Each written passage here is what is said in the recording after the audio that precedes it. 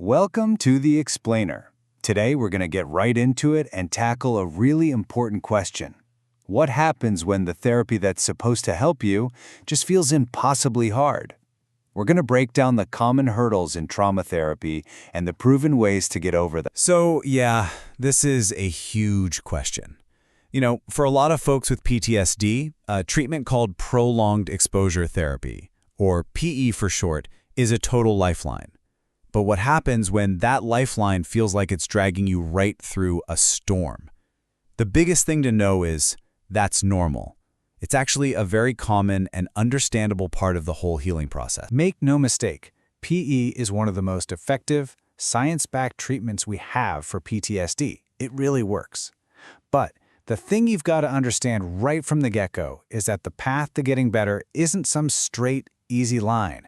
It's much more like a winding road, with twists and turns that, thankfully, are pretty predictable and totally navigable. So, what exactly are these twists and turns? Well, in therapy, we like to think of them as roadblocks.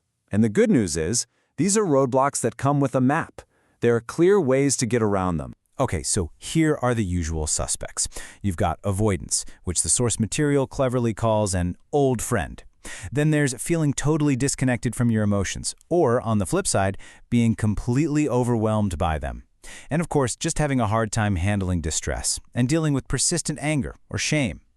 Now listen, the most important thing here is that none of these are signs you're failing. They're actually the very things the therapy is built to help you with. Let's kick things off with the biggest, most common roadblock of all, the trap of avoidance. This one is sneaky, it's powerful, and honestly, it's often the main thing that keeps PTSD running in the background. The source material really nails it with this quote.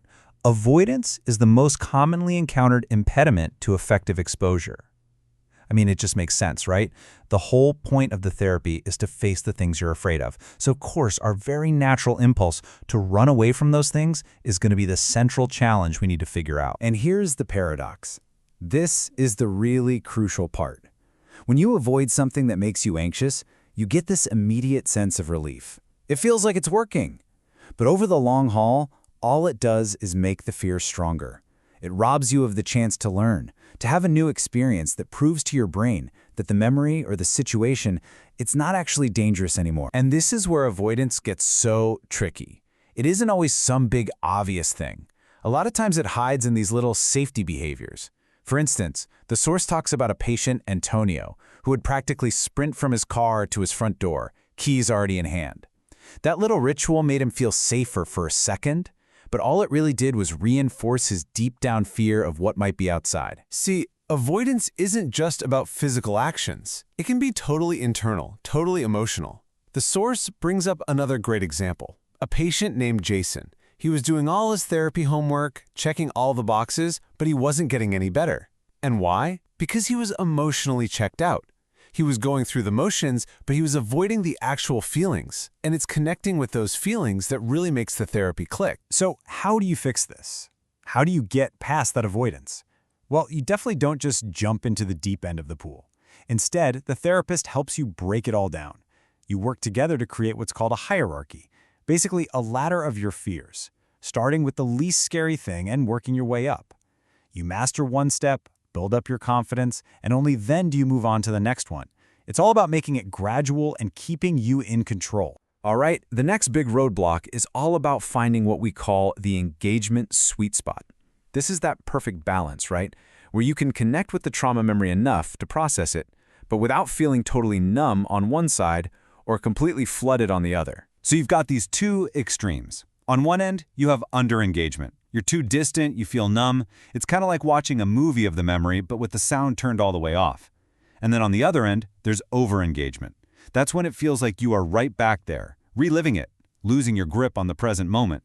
The whole goal of therapy is to help you find that sweet spot right in the middle. So what happens if you're feeling too numb or distant? Well, a therapist has a whole toolkit for that. They might ask you to describe the memory in the present tense, like it's happening right now. Or they'll have you focus on super specific sensory details.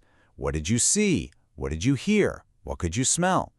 These little techniques are designed to gently bring the emotional part of the memory online, but in a totally safe and controlled way. And what if it's the opposite problem? What if it's all just too much. For overengagement, the name of the game is grounding. And really simple things can work wonders, like just keeping your eyes open or literally feeling your feet flat on the floor. The therapist might remind you, you are safe, you are here in this office with me.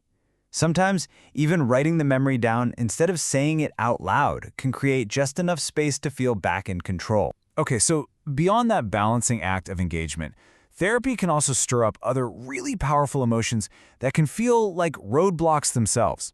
Let's talk about two of the biggest ones, anger and shame. Anger is, so often, a completely normal and totally justified response to what happened. But what can happen in therapy is that the anger can sometimes act like a shield. It can become so big and loud that it blocks out other really important emotions that need to be processed, like fear or sadness. The goal of PE is never to get rid of your anger, but to make room for all the feelings that are part of your story. Shame, man. Shame just loves the dark, doesn't it? It thrives in secrecy. It's that voice that tells you that you're bad or broken or somehow to blame. And that's why the simple but incredibly profound act of bringing these experiences into the light with a therapist who listens with compassion, who doesn't judge, it's just so powerfully healing. It cuts the shame right off at the knees by proving you can be seen, all of you, and not be rejected. So after you've navigated all these roadblocks, the avoidance, the emotional roller coaster, the anger, the shame, where does all of that actually leave you? Let's pull this all together. This right here, this might be the single most important takeaway from this whole entire process. Remember that your memories are not dangerous, even though they are upsetting. They can be incredibly painful, of course, but the memories themselves, they can't actually hurt you now. Getting that, not just up here in your head, but feeling it deep in your bones, that is the absolute foundation of recovery. And that idea just reframes the entire journey, doesn't it? The goal was never to have some perfectly smooth, problem-free therapy experience. No way! Learning how to meet these challenges head-on, and with your therapist's help, learning how to get through them. That is the therapy. Every single obstacle you learn to navigate is a win. And believe me, the results are so worth the effort. Sticking with this work, especially when it's hard, is proven to lower symptoms of PTSD and depression. But it does something else too.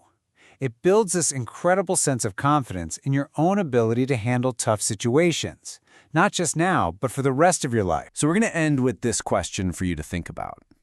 Whether it's facing one tiny thing you've been avoiding, or letting yourself feel a tough emotion for just a second, or even just thinking about asking for help, healing happens one step at a time.